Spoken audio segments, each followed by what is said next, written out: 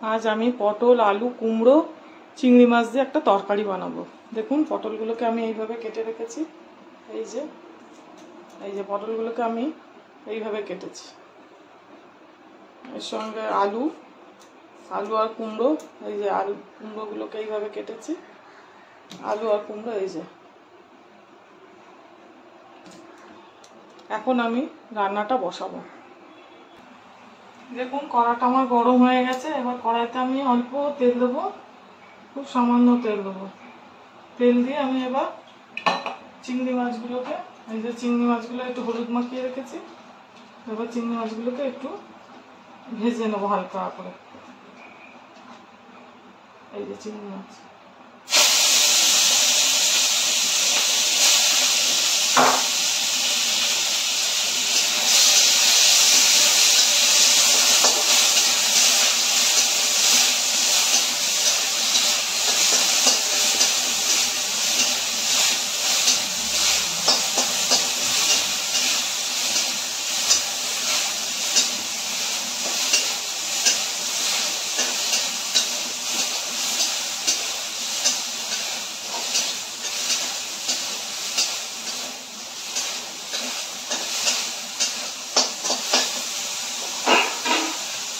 দেখুন এবার আমি তুলে নেবো।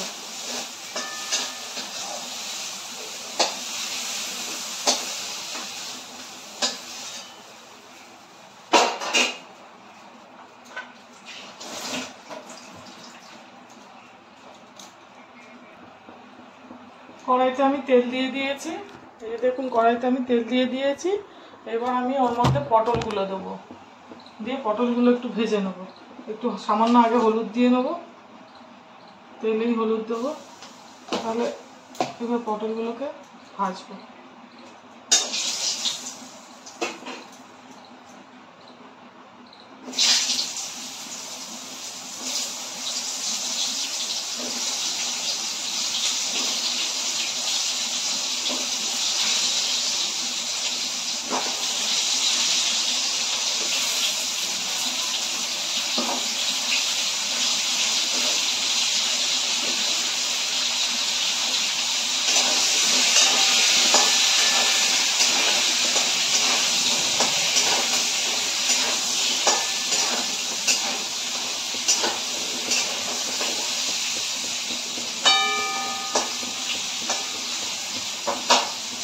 পটলগুলো আমার একটু ভাজা ভাজা হলে আমি কুমড়ো আর আলুটা এর মধ্যে দিয়ে ভেজে নেব।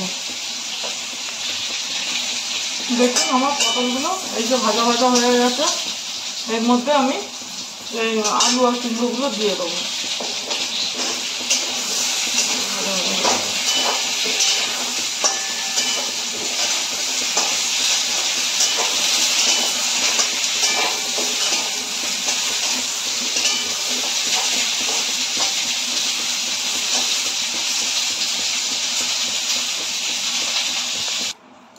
দেখুন আমার এইগুলো ভাজা ভাজা হয়ে গেছে।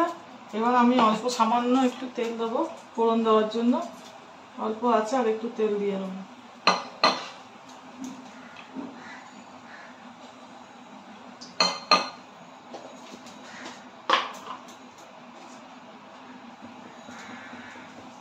গোটা জিরে ফোড়ন দেবো,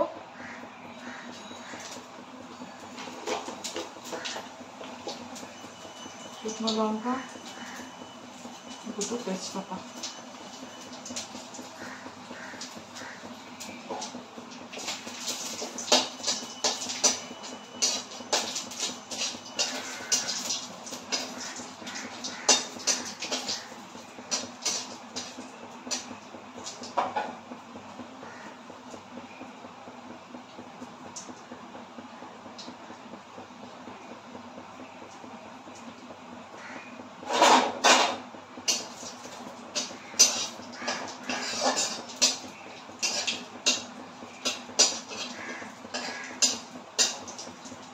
আমার ফোড়নটা হয়ে গেছে।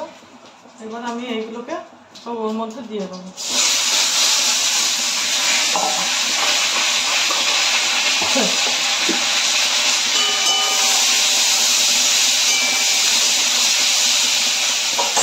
আস্তে একটু কমিয়ে দেবো, এবার মশলা দেবো মধ্যে।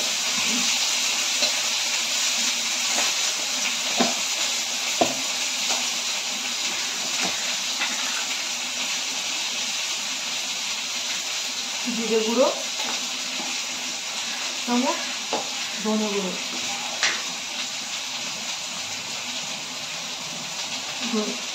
2 চামচের মতো দিলাম।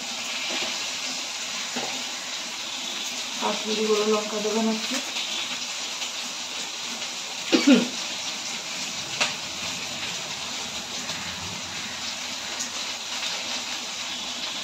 এখানে রেখেছি কাঁচা লঙ্কা, আমি একটু কাঁচা লঙ্কাও দেবো, 5-6টা কাঁচা লঙ্কা দেবো।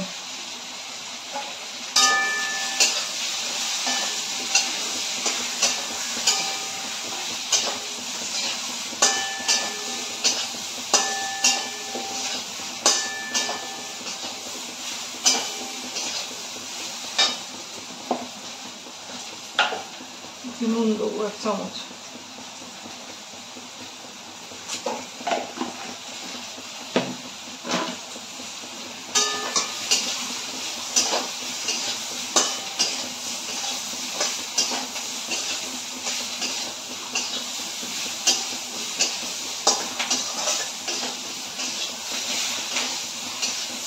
ভালো করে কষতে হবে, তো মশলাটা যত ভাজবে রান্নাটা তত ভালো হবে, খেতেও ভালো হবে।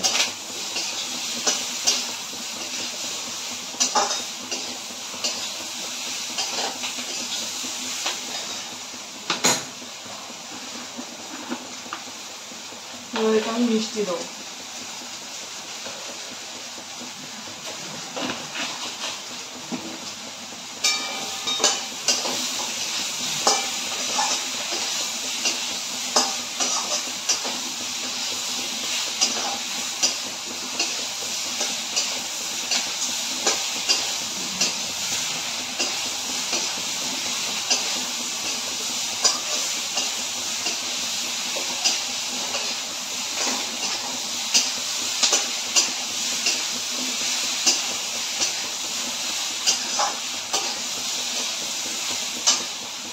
এবার একটু সামান্য একটু জল দেবো।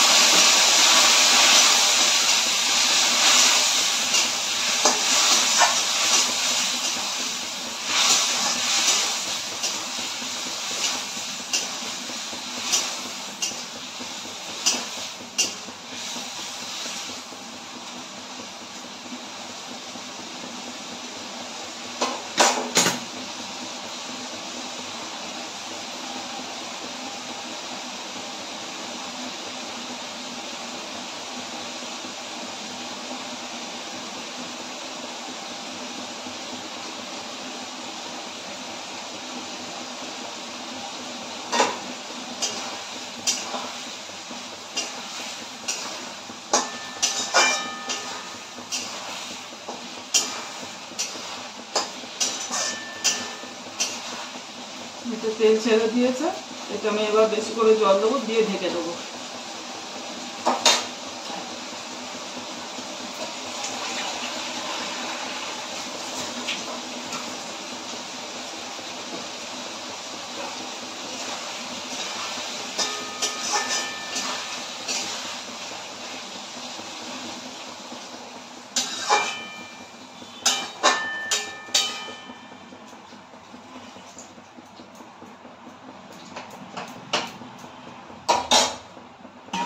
এবার রান্নাটা ফুটবে। আমার রান্নাটা হয়ে গেছে, আমি এখন একটু হয়তো অল্প একটু ঘি দেবো।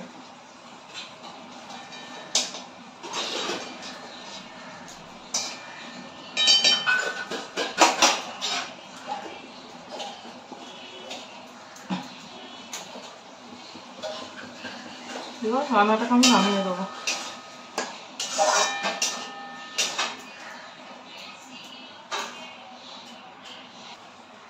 এই যে দেখুন আমার পটল চিংড়ি কুমড়োর তরকারিটা হয়ে গেছে।